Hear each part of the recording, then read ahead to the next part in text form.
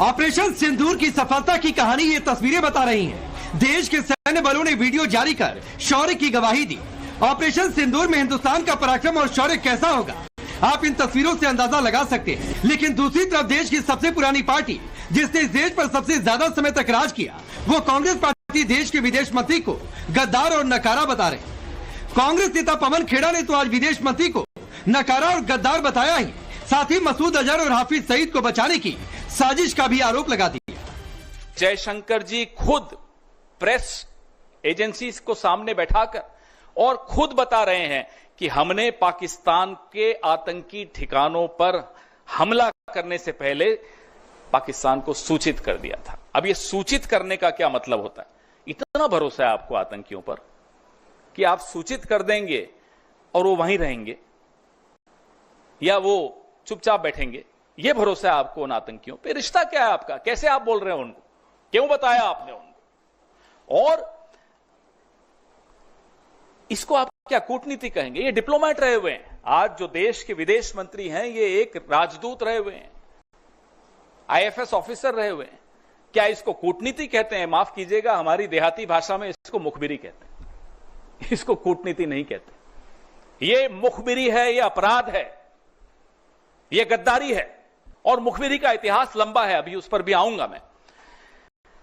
अब हम यह जानना चाहते हैं, क्या इसी मुखबिरी की वजह से अजहर मसूद जिंदा भाग गया? क्या इसी मुखबिरी की वजह से हाफिज सईद भाग गया? ये हुआ क्या? क्या देश को यह जानने का हक नहीं है कि आपने पहले ही सूचित करके अजहर मसूद को बचाया? ये वही अजहर मसूद है जिसको पहले भी बचाया गया था। कंधार में जब IC-814 को हम छुड़वाने गए थे, तब इसी अजहर मसूद को हम जाकर उनको सुपुर्द करके आए थे। ये दूसरी बार बचाने की साजिश क्यों हो रही? दरअसल विदेश मंत्री एस जयशंकर का एक वीडियो सोशल मीडिया पर वायरल है। ऑपरेशन सिंदूर पर इस वीडियो को PIB की फैक्ट चेक की यूनिट भी गलत बता चुकी है, लेकिन कांग्रेस इस वीडियो के बहाने मोदी सरकार और विदेश मंत्री पर हमलावर है। इतना ही नहीं, पवन खेड़ा ने पूर्व प्रधानमंत्री मोरारजी देसाई का जिक्र किया और प्रधानमंत्री मोदी और विदेश मंत्री एस जयशंकर पर पाप करने का आरोप लगा दिया। आज भी कीमत अदा कर रहे हैं मोरारजी देसाई के इस अपराध का, पाप का। ये पाप की श्रेणी में आता है जो मोरारजी देसाई ने किया, और ये पाप की श्रेणी में आता है जो एस जयशंकर ने किया, और ये पाप की श्रेणी में आता है जो प्रधानमंत्री की चुप्पी है, जो जयशंकर की चुप्पी है चीन और अमेरिका को लेकर। इससे बड़ा पाप इस देश में किसी सरकार ने, किसी विदेश मंत्री ने, किसी प्रधानमंत्री ने नहीं किया, जो मोरारजी देसाई ने किया, जो नरेंद्र मोदी ने किया और जो एस जयशंकर अभी कर रहे हैं इस देश के साथ। सिंदूर से सौदा मंजूर नहीं है, देश के प्रति गद्दारी मंजूर नहीं है। वो कोई हो, किसी भी पद पर बैठा हो, देश के प्रति गद्दारी अगर करेगा तो हम सवाल पूछेंगे और जनता उसको जवाब देगी। कांग्रेस विदेश मंत्री एस जयशंकर के बयान पर हमलावर है, लेकिन उस बयान में भी साफ कहा गया कि ऑपरेशन सिंदूर के शुरुआती दौर में पाकिस्तान को आतंकी कैंप खत्म करने की जानकारी दी गई। ऐसा ही बयान सेना के DGMO ने भी दिया। पहले आप इन दोनों बयानों को गौर से सुनिए। At the start of the operation, we had sent a message to Pakistan saying we are striking at terrorist infrastructure. We are not striking at the military. So the military has an option of standing out and not interfering in this process. They chose not to take that good advice. We did attempt to reach out and communicate our compulsions to strike at the heart of terror to my counterpart in the immediate wake of Operation Sindoor. The request was brusquely turned down, with an intimation that a severe response was inevitable and in the offing. We were of course prepared. विदेश मंत्री इस बयान में साफ कर रहे हैं कि ऑपरेशन सिंदूर के शुरुआती दौर में पाकिस्तान को आतंकी ठिकानों पर हमले की जानकारी दी। वही बात DGMO ने भी कही, लेकिन सवाल है, कांग्रेस इसे ऑपरेशन सिंदूर के पहले जानकारी देने की बात कहकर क्या देश को गुमराह नहीं कर रही? क्या कांग्रेस सरकार पर हमला करने का बहाना ढूंढ रही? कांग्रेस नेता पवन खेड़ा ने अमेरिकी राष्ट्रपति ट्रंप के दिए बयान पर भी मोदी सरकार को घेरा और सवाल उठाए कि चीन और अमेरिका पर प्रधानमंत्री चुप क्यों है? तो सिंदूर का सौदा होता रहा, प्रधानमंत्री चुप रहे। विदेश मंत्री के मुंह से एक शब्द नहीं निकल रहा, एक शब्द नहीं निकल रहा, दोनों के मुंह से नहीं निकल रहा। हमें नहीं मालूम कि ऐसी कौन सी सीक्रेट्स हैं, ऐसे कौन से रहस्य हैं मोदी जी के, जयशंकर जी के या भाजपा के और नेताओं के अमेरिका के पास, और मैं तो कहूंगा चीन के पास। न अमेरिका पे मुंह खुलता है, और चीन पर जब मुंह खुलता है तो सीधा क्लीन चिट देने के लिए खुलता है, और मुंह ही नहीं खुलता। कारण क्या है? आपके जो रहस्य उनके पास होंगे, हमें कोई मतलब नहीं उससे, लेकिन देश को नुकसान क्यों पहुंच रहा है? पहलगाम का न्याय क्यों नहीं मिल पाएगा? इसलिए क्योंकि आप डरते हैं अमेरिका से, आप डरते हैं चीन से, आपका मुंह नहीं खुलता चीन के आगे। सबको मालूम है, पूरे देश को मालूम है, पूरे विश्व को मालूम है चीन की भूमिका क्या रही इस युद्ध में। अब सवाल है कि आखिर ऑपरेशन सिंधनेता गौरव गोगोई पर जो आरोप लगाए उससे बचने के लिए कांग्रेस विदेश मंत्री के बयान को हथकंडा बना रहे। दरअसल हिमंता ने सीधे सीधे आरोप लगाया है कि आईएसआई के बुलावे पर गौरव गोगोई भारत सरकार को बिना बताए पाकिस्तान गए थे। सवाल यह भी है कि क्या कांग्रेस इसलिए हमलावर है क्योंकि सरकार ने पाकिस्तान को बेनकाब करने के लिए जो प्रतिनिधिमंडल बनाया उसमें कांग्रेस की ओर से दिए गए नामों में से सिर्फ एक नाम आनंद शर्मा को शामिल किया है। अब सबसे बड़ा सवाल है कि जब देश पाकिस्तान से चौतरफा लड़ रहा, पूरी दुनिया में पाकिस्तान को बेनकाब किया जा रहा, ऐसे में कांग्रेस की इस तरह की सियासत क्या देश हित के लिए है? सवाल यह भी है कि ऐसे मौके पर जब ऑपरेशन सिंदूर जारी है, इस तरह के सवालों से देश का मनोबल क्या नहीं गिर रहा? Bureau report, times now Bharat. तो मेरा तो सवाल यह है कि भाई कांग्रेस के दिमाग में चल क्या रहा है? क्या उसे पाकिस्तान में तालियां बजवाने का इतना शौक है कांग्रेस के नाम का कि सवाल, राहुल गांधी के ट्वीट, ये सब पाकिस्तानी मीडिया में ज्यादा हिट हो जाए? क्योंकि इस तरीके की बात, इस तरीके से गद्दार कह देना। पहले मैं आपका परिचय आज के मेहमानों से करवाता हूं। राजीव जेटली भारतीय जनता पार्टी के नेता और प्रवक्ता, कपिल कुमार जी हिस्टोरियन है, पॉलिटिकल एनालिस्ट है, अभिजीत अय्यर मित्रा स्ट्रेटेजिक अफेयर एक्सपर्ट है, जगदीश शर्मा जी कांग्रेस पार्टी के नेता और कंचना यादव है आरजेडी के नेता और प्रवक्ता। मैं आप सभी के पास आऊंगा, पॉलिटिकल बातचीत होगी, लेकिन चूंकि हिस्ट्री, इतिहास, मोरारजी देसाई, बहुत सारी बातें हुई हैं। जगदीश शर्मा थोड़ा सा अपना बेल्ट टाइट कर लीजिए, आता हूं, 1 मिनट का समय दीजिए। लेकिन उससे पहले कपिल जी आपके पास, और सवाल बहुत सीधा सा है कि विदेश मंत्री को गद्दार, इतिहास, मोरारजी देसाई, पता नहीं कहां कहां कांग्रेस चल गई। आखिरकार दिमाग में चल क्या रहा है? कुछ आपको समझ में आया इतिहास वर्तमान को देखकर? देखिए पांडे जी, मैं चाहूंगा कि मुझे जो वक्त दिया गया है उस पर कोई हस्तक्षेप ना करे, क्योंकि मैं किसी के उसमें हस्तक्षेप करना पसंद नहीं करूंगा। लेकिन मैं कुछ बहुत महत्वपूर्ण बातें कहना जा रहा हूं और बहुत सोच समझ के पूरी जिम्मेवारी के साथ ये वक्तव्य दे रहा हूं।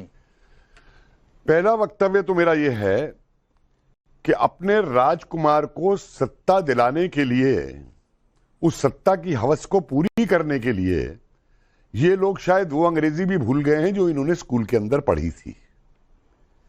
क्या शब्द हैं जयशंकर के? Eight the start of the operation. इसका हिंदी अनुवाद ये करवाने किसी से नहीं, अपने नेता से करवाने जो तो स्टीफेंस में पढ़ा है, वो समझा देगा। और मुझे एक बात बताइए, 22 अप्रैल से हमने घोषणा की थी कि हम आ रहे हैं, हम बदला लेने आ रहे हैं, तो कौन सा राज खुल गया? और फिर इसको आप मिलाइए जो भी आपने आर्मी वाले उनके हमारे उसका स्टेटमेंट दिखाया है, दीजिए मौका। हाँ, उनका जो स्टेटमेंट दिखाया है, क्या? अरे साहब बाद में हाथ उठा लीजिएगा, पहले मुझे बोल लेने दीजिए, समझे? डिबेट डिरेल करने की कोशिश मत करिए डिबेट को। मैं बहुत इत्मीनान से, प्यार से बात कर रहा हूं, उसी तहजीब में रह के बात करिएगा। हाथ ही उठा रहे हैं, बोलेंगे नहीं, हाथ ही उठा रहे हैं, हाथ तो उठाने दीजिए कम से कम। चलिए उठाने दीजिए, हाथ इनको दिए बहुत मौका मिलेगा। हाथ तो उठाने दीजिए, ठीक है, अपनी बात पूरी करिए। अब ये जो शब्द इस्तेमाल करते हैं, मनमोहन सिंह ने ही जब जयशंकर बने थे एक्सटर्नल अफेयर्स मिनिस्टर, तो ये बताया था कि सबसे बढ़िया मिनिस्टर की चॉइस है। और जिस जयशंकर ने धूल चिटा दी अमेरिका को, उसको ये कह रहे हैं कि अमेरिका पे उसके राज है। चीन के साथ अपनी जो इनकी संधि है, ये प्रवक्ता अगर आज उस संधि का एक प्रोविजन मुझे बता दे तो मैं बोलना छोड़ दूंगा। एक प्रोविजन बता दे, क्यों नहीं कहते कि चीन के साथ हमने अपनी संधि रद्द कर दी? नहीं कहेंगे ये। और सुनिए, अब अगर गद्दारी की बात, क्योंकि इन लोगों के तो शब्द हैं, मौत का सौदागर, चोर चोर, जो भी कुछ इन्हें कहना है। राफेल ने आज घबरा गए थे ना। अब सुनिए, अगर गद्दारी की बात करनी है ना, और ये इतिहास ले गए मोरारजी देसाई तक, तो मैं जरा इतिहास ले जाता हूं सन 47 तक। वहां से गद्दारियां शुरू हुई जब कश्मीर के मसले को यूएन में ले गए माउंटबेटन और एडविना के कहने पे नेहरू चचा। वहां से गद्दारी शुरू हुई जब कांग्रेस ने विभाजन मान लिया। वहां से गद्दारी शुरू हुई जहां स्वतंत्रता की जगह पे डोमिनियन स्टेटस मांग लिया। सारे सबूत दे दूंगा, आगे सुनिए। गद्दारी वहां से शुरू हुई जब हमारी सेना ने कहा कि इन पाकिस्तानियों को हमें कश्मीर से बाहर निकालने दो, उसके बाद युद्ध विराम करना। लेकिन नेहरू ने एडवीना के फोन के ऊपर युद्ध विराम किया और पाक ऑक्युपाइड कश्मीर बनाया। गद्दारी हुई सन 62 के अंदर जब चीन पे हमला करने के लिए हमारी नौसेना का इस्तेमाल नहीं किया गया, हमारे रिजर्व्स को वापस ऊपर नहीं लाया गया। और सुनिए, गद्दारी हुई इस देश के साथ जब इस देश के उस वीर सपूत को, कांग्रेसी प्रधानमंत्री को, जिसने दुनिया को चौंका दिया था अंतरराष्ट्रीय बॉर्डर क्रॉस करवा करके लाहौर की तरफ, उसका रूस के अंदर कत्ल होता है और उसका कत्ल छुपाया जाता है। गद्दारी होती है वहां के ऊपर। और सुनिए, एक लाइन और बोल दूं मैं आपको, गद्दारी होती है जब बांग्लादेश के मुल्ला फतवा देते हैं ना कि हम गजवाए हिंद करने जा रहे हैं, हम गजवाए बिहार करने जा रहे हैं, हम गजवाए बंगाल करने जा रहे हैं, हम गजवाए यूपी करने जा रहे हैं। इनमें से एक के, इनके मुंह में अंदर किसी ने क्या कोई वो डंडा ठूस दिया था? ठीक है, एक के मुंह से आवाज नहीं निकली। आपने बहुत सारी बातें रखी। जगदीश शर्मा, मेरा एक लाइन का सवाल है, आपको पाकिस्तान में तालियां बजवाने का इतना शौक है? सर शौक मत पालिए, तालियां मैं यही बजा दूंगा, लेकिन ऐसे बयान गद्दार कह देंगे? चल क्या रहा है आपके दिमाग में? देखिए राकेश पांडे भाई, अभी आपने इन महाशय का भाषण दिलवाया, मुझे इनका कोई जवाब नहीं देना। मुझे जवाब आपकी बात का देना है और बीजेपी के सवालों को देना है। जिस तरह से आपने इनका सुना, मेरे को भी सिर्फ 2-4 सेकंड सुन लें, 2-4 सेकंड ही सुन लेना। देखिए, ये पहला युद्ध है ऐसा कि जिसमें कहा जा रहा था दुश्मनों हम तैयार हो जाओ, मारे हैं। ये मीडिया भी कह रही थी और आपने कहा भाषण में भी हमारे विदेश मंत्री भी कह रहे थे। भाई बदला लेना तो रातों रात मार देते आप, फिर जब युद्ध नहीं कह रहे हो, इसको कह रहे हो आतंकवादी मार देते। की जंग, फिर इस चीज 71 की जंग रातों रात लड़ ली थी जगदीश शर्मा। बहुत बड़ा है जब आप 71 की जंग रातों रात लड़ ली थी इंदिरा गांधी ने। आप यार राकेश पांडे जी 6 महीने का समय लिया था कि नहीं लिया था सैम मानेकशॉ ने? राकेश पांडे की जंग तुरंत नहीं लड़ी जाती है। राकेश सर मैं बस फैक्ट दुरुस्त कर रहा हूं, मैं लगातार नहीं आऊंगा, बोलते रहिए। लेकिन बीच में देखिए जगदीश शर्मा जी, आप प्रोटोकॉल नियम देखिए, पत्रकारिता मत सिखाइए, प्रोटोकॉल नियम की बातचीत मत करिए आज, और आज इसलिए मत करिए क्योंकि ये प्रोटोकॉल नियम सर आपने तोड़ दिया है।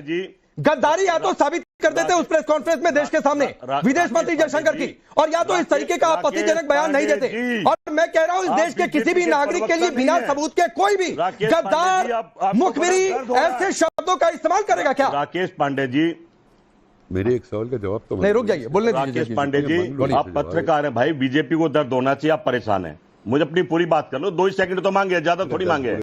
मैं तो कह रहा हूं मुखबरी, और मुखबरी किसको कहते हैं? ये तो कहते हैं कि हमारे तैयार हो जाओ। भाई एकदम तुम बदला लेते तो बड़ा खेल हो जाता, हमें भागना नहीं पड़ता।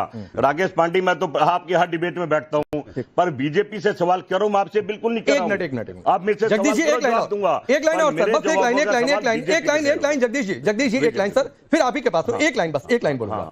आपने कहा ना हम आ रहे हैं, ये कह देना गद्दारी और मुखबिरी है। तो मुझे याद है कि ऑपरेशन सिंदूर के पहले राहुल गांधी की एक प्रेस कॉन्फ्रेंस हुई थी, और राहुल गांधी ने कहा था कि जो भी दोषी हैं, गद्दार हैं, उनको मारा जाएगा, और ये फैसला नरेंद्र मोदी को करना है। हुंकार तो उन्होंने भरी थी, और हम सबने सीना चौड़ा करके कहा था कि देखो ये एलओपी की हुंकार है और होनी भी चाहिए। सब कह रहा था, पूरा देश कह रहा था घुसकर ठोकेंगे। वो गद्दार भाई मारो गद्दारों को, जो कह के आया था पाक की मदद लेना पूछ। राकेश पांडे जी, गद्दारों को मारो, हम कब कह रहे हैं मत मारो।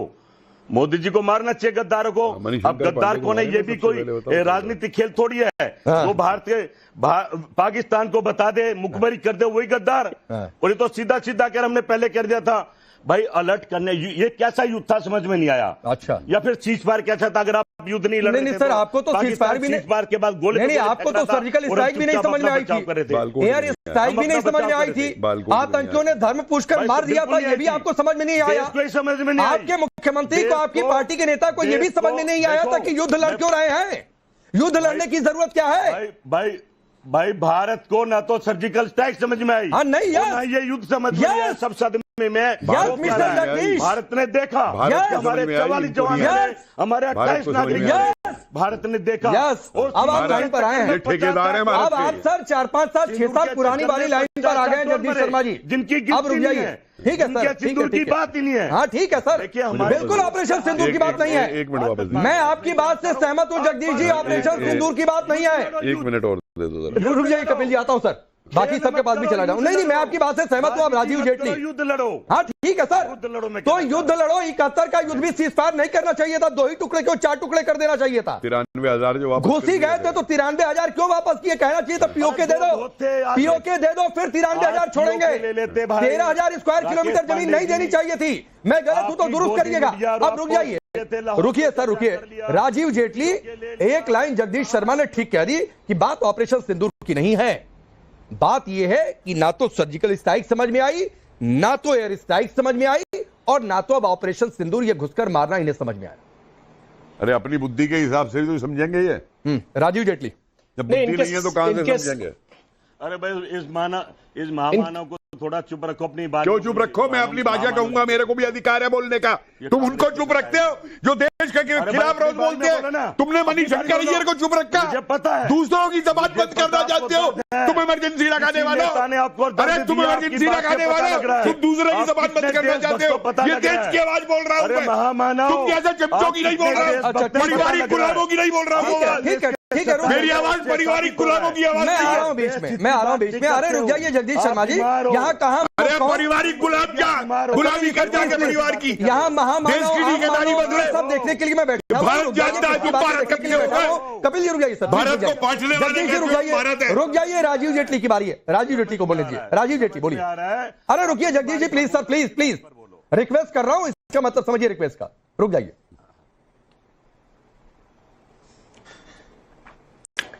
राकेश जी, मैं एक बात बताना चाहता हूं कि 1 वे ट्रैफिक हुआ करता था, इसको 2 वे ट्रैफिक में हमने बदला है। इन्होंने कहा कि भारत के समझ में नहीं आया। भारत के समझ में आया, क्योंकि भारत ने इस देश के अंदर मात्र 2 सालों के अंदर 605 जाने गंवाई अपनी, वो भी टेररिस्ट अटैक के अंदर।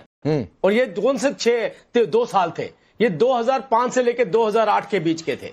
और आज ये देखिए, जब जब टेररिस्ट अटैक हुआ, हमारे लाजपत नगर में हुआ, दिल्ली के अंदर दिवाली के मौके पे बम ब्लास्ट हुए, उस टाइम पे क्या रिएक्शन थी कांग्रेस की कि ये जो बायलैटरल टॉक है हमारी चलती रहेंगी। उसके बाद अहमदाबाद में ब्लास्ट हुआ, हैदराबाद में ब्लास्ट हुआ, कौन सा देश का ऐसा हिस्सा था? मुंबई ट्रेन ब्लास्ट हुआ, मुंबई में ब्लास्ट हुआ, मुंबई में अटैक हुआ। मतलब टोटल मिला के आप देखें, लगभग 650 लोगों ने जान गंवाई, लेकिन दूसरी तरफ पे बातें चल रही थी कि हमारी टॉक्स चलती रहेंगी और कुछ टाइम के लिए हम उसको बंद करेंगे। अब 2 वे ट्रैफिक किसे कहते हैं? 2 वे ट्रैफिक किसे कहते हैं? जब हमें हमारे ऊपर किसी तरीके से, पहले तो आप देखिए 2 साल में 650 लोग गंवा दे, और दूसरी तरफ अगर कोई अटैक हो भी जाए, इमीडिएटली उसका रिस्पॉन्स देना। और ये सेना बार बार, डीजीएमओ बार बार प्रेस कॉन्फ्रेंस करके बता रहे थे कि हमने कहां कहां स्ट्राइक किया। तब तक तो सब कुछ ठीक था, तब तक कांग्रेस के राहुल गांधी जी बोल रहे थे भाई आप और करिए, और करिए, बहुत अच्छा है। प्रधानमंत्री का डिसीजन, प्रधानमंत्री जी ने कहा कि हम आतंकवाद का जड़ से सफाया करेंगे। और मैं आपको बता दूं कि हमने इस देश के अंदर ये बात कांग्रेस को अब समझ लेनी चाहिए कि इस देश का हिंदू, मुसलमान, सिख, ईसाई सबके सब एक साथ खड़े थे। और जब ये 650 जवानें गई तो इनके अटैक केवल इसलिए नहीं होते थे क्योंकि इनको लगता था तुष्टीकरण की राजनीति करनी है, इससे कहीं इस देश का मेरा वोटर ना खराब हो जाए। अरे भाई वो अगर मार के जा रहे हैं तब भी हम उनके खिलाफ अटैक नहीं करेंगे, वो भी किसी एक को खुश करने के लिए। तो आज देखिए इनकी आंखें खुल जानी चाहिए, इनकी आंखें खुल जानी चाहिए कि इस देश का मुसलमान हमारे साथ खड़ा होकर पाकिस्तान पे स्ट्राइक करने की बात कर रहा था। ये डर अपने अंदर से निकाल देते ना। अगर आपने डर, तुम भारत का ठेकेदार कब से हो गए? बीच में भारत लगाए रखते हो, आपके बीच में नहीं बोला। भारत थी, ठीक है, मैं आ रहा हूं, भारत थी तुम्हारे लिए, और भारत कुछ नहीं है तुम्हारे लिए। ठीक है जगदीश जी रुक जाइए, मुझे ये कहने के लिए मजबूर होना पड़ेगा। प्लीज प्लीज, जिसकी बारी है वो बोले। राजीव जेटली अपनी बात 30 सेकंड में फिर पूरी करिए, फिर कचरा जी आपके पास आ रहा हूं। नहीं, मुझे ये समझ नहीं आ रहा, मैं इनके बीच में नहीं बोल रहा हूं, ये क्यों चिल्ला रहे हैं? नहीं, अब नहीं बोलेंगे सर, सुनना क्यों नहीं चाहते हैं? बोलिए भाई, आतंकवादी अटैक हुआ कि नहीं हुआ? आपकी सरकार में हुआ ना, 650 जवानें गई ना। क्या करा आपने? कौन सी ऐसी स्टेटमेंट थी जो पाकिस्तान के खिलाफ आपने करी? अरे आप तो दस्तावेज लेकर दुनिया में घूमते रहे, आप झूठ उस टाइम क्यों नहीं मारी अटैक? अरे जेटली जी, ये सिर्फ सेना के खिलाफ स्यापा करना जानते हैं और कुछ नहीं जानते। मुसलमान ये सिर्फ अपनी छाती पीटना जानते हैं, स्यापा करना। इस देश का राफेल कहाँ थी? अग्निवीर कहाँ थे? इस देश का मुसलमान, तो भाई राकेश इस जी देश का को मुसलमान पड़ेगा, झूठ के आतंकवाद नहीं चाहता है। आपने किसको खुश करने के लिए आतंकवादियों को बार बार एक ट्रैफिक दिया, वन वे ट्रैफिक, आइए हमें मारिए, आइए हमारी मार्केट उड़ाइए, आइए हमारी ट्रेन उड़ाइए, ठीक है, मैं आगे लोगों को भून दीजिए। ठीक है, मैं आगे हम तब भी तुम्हारे खिलाफ नहीं बोले। जरा एक दो लोग अभी तक नहीं बोले। कंचना जी, आपकी पार्टी के किसी कोई प्रतिक्रिया मैंने अभी तक देखी नहीं है, इस पर कोई आई हो?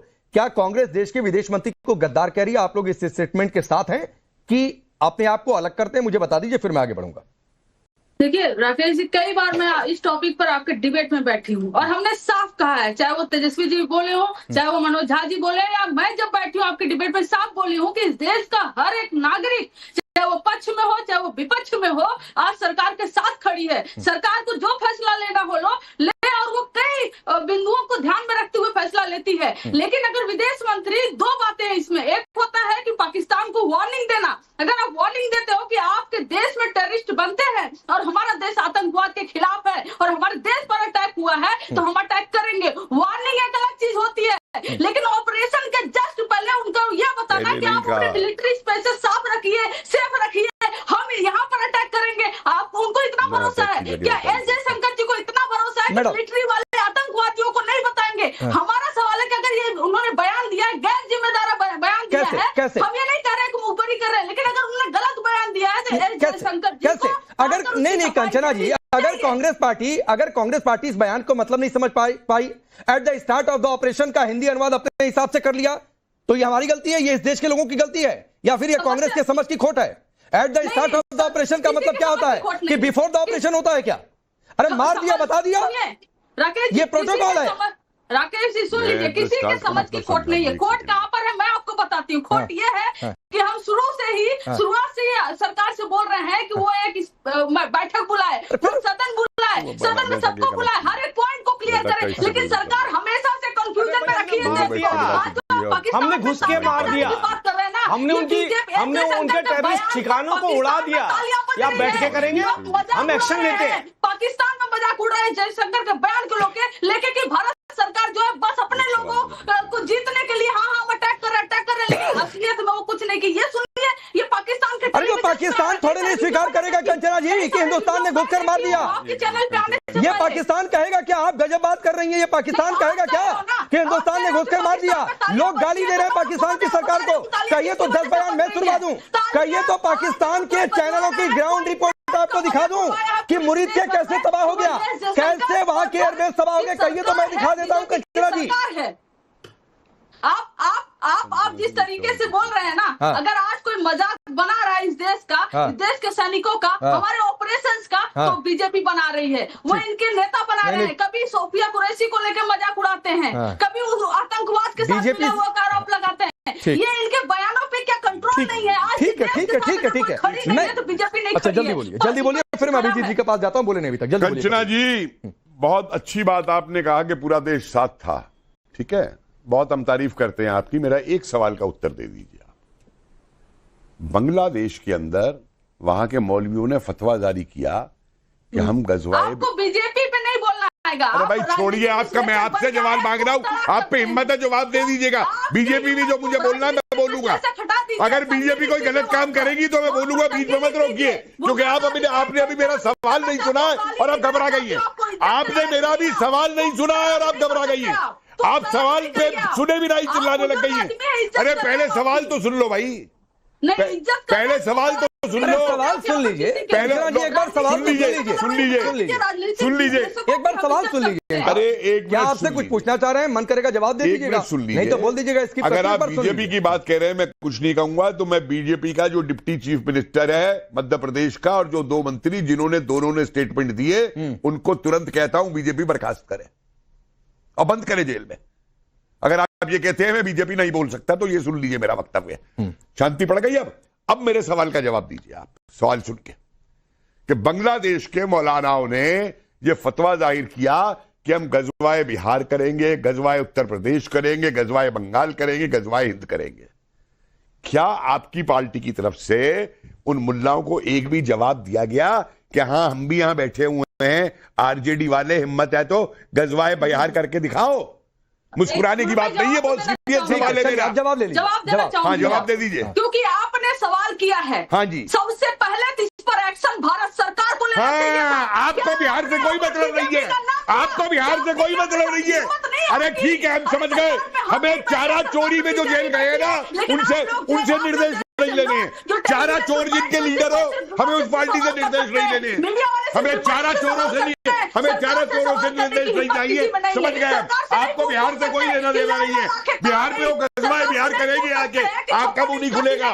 ठीक है भाई, मालूम है, समझ में आ गया। जिसने बिहार को ही लूट लिया चारा चोरी कर करके, तो क्या बिहार को बचाने आए? ठीक है, मैं आगे बढ़ता हूँ। बिहार को बचाने, ठीक है, मैं आगे बढ़ता हूँ। ये सब्जेक्ट नहीं है, प्लीज आगे बढ़ रहा हूं। हो गया कपिल जी, हो गया सर, हो गया। आपने सवाल पूछा, जो कहना था कचरा जी ने कहा। अब अभिजीत अय्यर मित्रा, आप चूंकि स्ट्रेटेजिक वॉर अफेयर एक्सपर्ट है, तो कांग्रेस ने जिस तरीके से बयान दिए थे, जो बॉडी लैंग्वेज पवन खेड़ा की थी, मुझे एक बात बताइए, क्या कांग्रेस को थोड़ा भी अंदाजा है कि मिलिट्री ऑपरेशंस वर्क कैसे करते हैं? उनका पॉलिटिक्स से कोई लेना देना नहीं है। आप मैसेज क्या दे रहे हैं कि देश में, हिंदुस्तान में विपक्ष किस तरीके से सवाल और विदेश मंत्री को गद्दार कह रहा है? देखिए, मेरे को लगता नहीं है जिस किस्म से टिप्पणी दे रहे हैं कांग्रेस, उनको किसी चीज के बारे में मालूम है, ना ही तो अंतर्राष्ट्रीय डिप्लोमेसी के बारे में और ना ही तो इसके बारे में। ये देख लीजिए, ये आर्टिकल है 2017 से, ठीक है। सीरिया में जो स्ट्राइक्स होने थे, मैं इसको जरा एक लाइन पढ़ के सुनाता हूं। Pentagon spokesman captain Jeff Davis said in an official statement, Russian forces were notified in advance of the strike using the established deconfliction line. अब देखिए, हमारे जो एयर मार्शल भारती थे, उन्होंने क्या बोला था? हमारा काम है टारगेट को मारना, शवों को गिनना नहीं। अब क्या होता है, जब दो परमाणु हथियार पावर्स होते हैं, वो डी एस्केलेशन के तौर से अगर देखेंगे, जब आप अगर किसी को मारना चाहते हैं, पहले आपको देखना चाहिए कि वो अगला क्या करने वाला है। मैंने एक मुक्का मारा, मेरे एक मुक्के के बाद वो क्या करना चाहता है।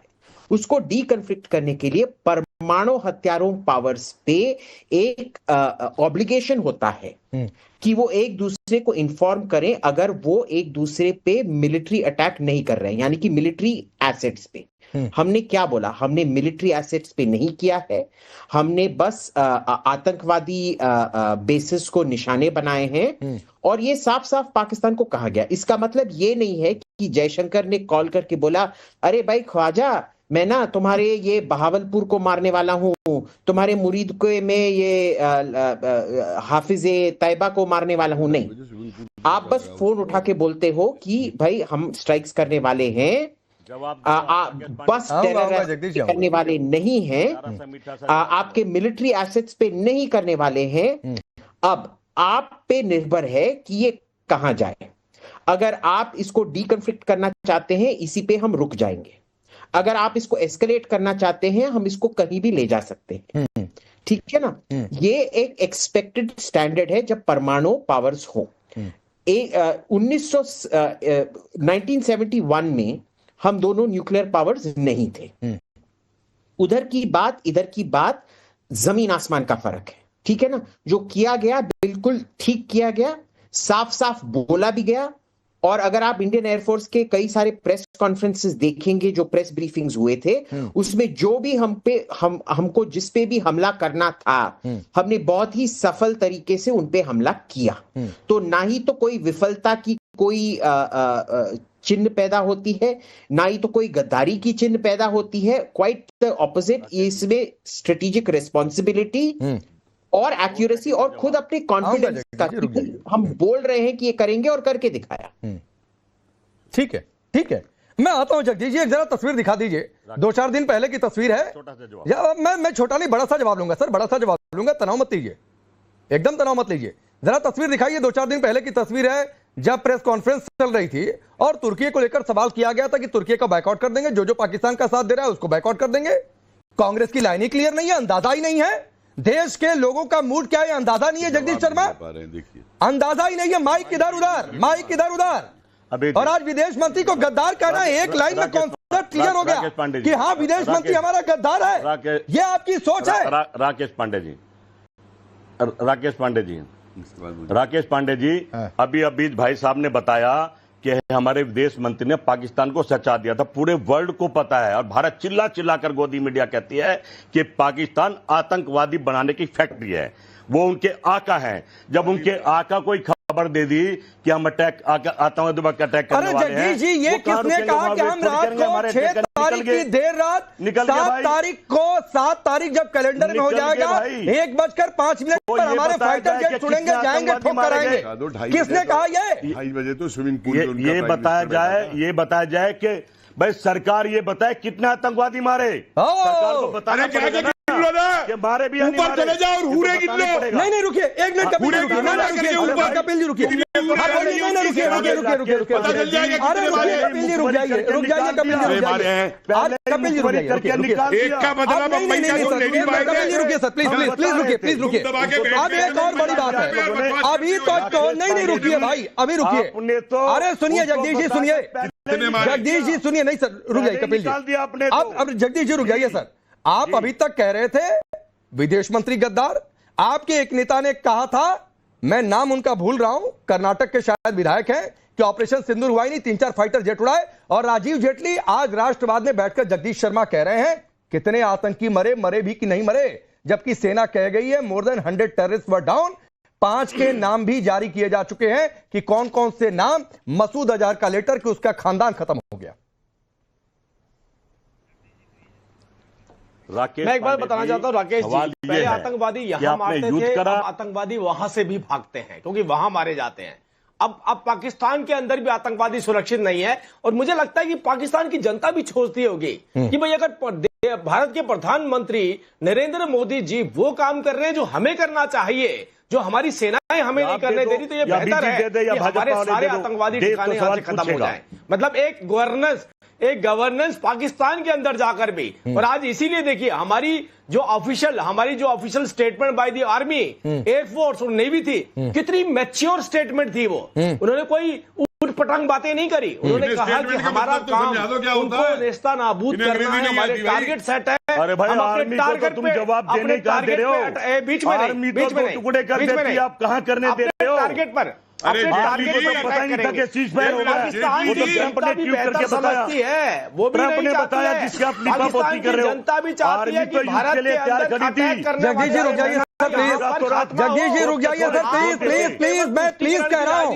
मुझे मालूम है आपके अंदर का सबूत गैंग जग गया है जगदीश शर्मा जी, कि आर्मी के कहे हुए स्टेटमेंट की more than 100 terrorist were down, 5 नाम गिरा दिए थे, आप उनको नकार रहे हैं यहां पर बैठकर देश के सामने। तो रुक जाइए, अभी इनकी आवाज डाउन रखिए। राजीव जेटली 30 सेकंड में अपनी बात पूरी करिए, रुक जाइए प्लीज। हाँ फिर आता हूं। नहीं ये कोई तरीका नहीं है, मैं कभी किसी के बीच में नहीं कोई नहीं आएगा। अभी सिर्फ राजीव जेटली की आवाज होने आ रहा है, कांग्रेस अभी नहीं पीसीआर, सिर्फ राजीव जेटली की आवाज होने आ रहा है। किस मुंह से बोलोगे? कपिल जी रुक जाइए, अभी सिर्फ 30 सेकंड राजीव जेटली। मैं एक बात बोल रहा हूं, जिससे आतंकवादी डरते हैं वो इस देश के प्रधानमंत्री हैं, और जिसे आतंकवादियों की शह मिलती थी वो भी इसी देश के प्रधानमंत्री रहे हैं, क्योंकि उसी के चलते इस देश के अंदर कोई भी कभी भी कहीं भी अटैक कर सकता था। बताइए कितने अटैक करे। मैं इसीलिए पहले यहां से शुरुआत करी थी कि हमारे यहां पर सिविलियन मारे जा रहे थे। अरे भाई सरकार सोई बैठी थी, कोई काम नहीं था सरकार को, इन्हें तो अंदाजा भी नहीं था कि उनको मारा भी जा सकता है। कभी कल्पना करी थी कि पाकिस्तान के अंदर घुस के हमारी स्ट्राइक उनकी उस जगह पर अटैक करेगी जहां आतंकवादी रहते हैं? कभी कल्पना करी थी आपने इस बात की? ये पहली बार हुआ। 15 सेकंड में एक लाइन कपिल जी आपका आखिरी टिप्पणी, मेरे पास समय नहीं। देखिए देश का गद्दार कौन होता है? देश का गद्दार वो पार्टी होती है कि जब यूएन के अंदर टर्की कश्मीर के ऊपर हमारा विरोध करके पाकिस्तान का साथ देता है, तो ये अगले हफ्ते जाके टर्की के अंदर अपना दफ्तर खोलते हैं। देश का गद्दार कौन होता है? ठीक है, जो चीन से संधि करते हैं। और एक बात और सुनते हुए समय कम है सर, जाके किसी भी प्रधानमंत्री मिल जाएगा, किसी भी विदेश मंत्री के लिए कहना कि वो गद्दार है, आतंकवादियों का साथ दे रहे हैं, मैं नहीं इस बात को यहाँ पर सपोर्ट कर रहा हूँ, और ये बात मैं सबके लिए कह रहा हूँ। लेकिन जगदीश शर्मा जी और कंचना जी, आपने भी सुन लिया होगा कि जगदीश शर्मा यहां बैठकर कह रहे हैं आतंकी मारे भी क्या, कितने आतंकी मारे, सर कहीं से मैडम आप लोग प्रतिक्रिया दे दीजिएगा कि सेना के साथ हैं, क्या है, विश्वास है, नहीं है, वक्त इतना ही है।